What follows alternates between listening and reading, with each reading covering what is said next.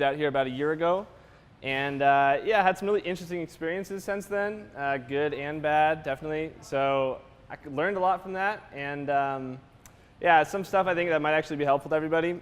Who here goes to live music shows in Denver? So can you sing your favorite song for me?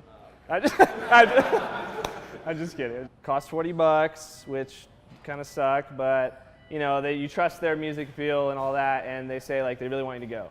So like when you're making a decision like that, you say, all right, on the no side, on the bad side, spend $40, you're definitely going to lose that. And it might be a bad experience, right? Like you might not like the show, it might be a waste of a night, whatever.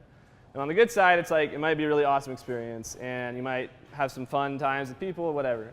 And so like most people judge things like that in a pretty short-term context, I would say, where it's like, is it going to be a good Friday or a bad Friday? And based on that kind of analysis, like, should I do it or should I not do it? Another element here that most people don't really account for, and that's like the actual experience you gain from doing something new. And that usually opens up a bunch of doors that you never can possibly expect. So that's why people ignore it, because you can't really project that, and you can't say like, what's going to come out of me going to this show that I like can't expect that actually could be good for me. And so a lot of the time people are looking at like little events, big events, and they say like, here's the things I know, here's why I shouldn't do it. And then a lot of times people kind of tap out and just don't because it's a safe play. But then they don't kind of weight big enough the fact that something might come out of this that is massive for your life, right? Like you might meet a person at this show who offers you a job, or like meet your next girlfriend or boyfriend or whatever. And like that really can change your life in ways you don't expect. Evaluating the experience that you're going to get from something like way higher than the actual pros and cons of the event that we're talking about. And so that's kind of easier said than done. Like I kind of advocating basically like take risky decisions all the time. If it seems like it might not turn out that well, it's still usually worth it in the long run. You have so many good ideas for books, right? And so like Seth Godin was basically, he said, when I talk to people that say they don't have a lot of good ideas, they also admit that they don't have a lot of bad ideas.